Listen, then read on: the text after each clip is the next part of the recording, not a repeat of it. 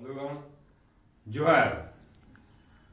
आपण माने समस्ते जानिछन वर्तमान रो ओडिशा सरकार भारतीय जनता पार्टी रो सरकार निर्वाचन पूर्वरु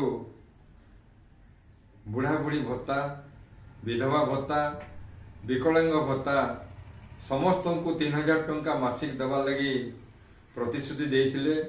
अथच वर्तमान मात्र 80 वर्ष ऊर्ध तांको ही 3500 टका देवे बोलिकी घोषणा करिछन। से दृष्टि आमर कंटामंजी निर्वाचन मंडली हजार हजार बुढ़ी माँ माने बुढ़ा बापा माने आज चिंतार अछन।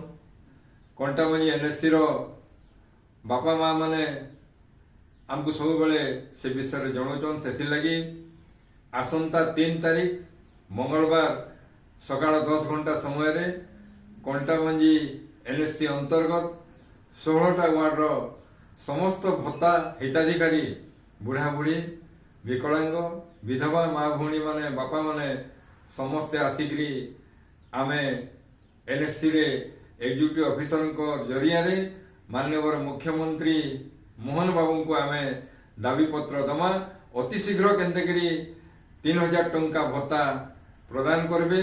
से दाबी रे आसंता 3 तारीख दिन समस्ते एनएससी कार्यालय के 10 बजे आगे पहुंचवा बोलिकी मो निवेदन। 16टा वार्ड रो प्रत्येक वार्ड रो समस्ते माँ भौणी आसबे। धन्यवाद।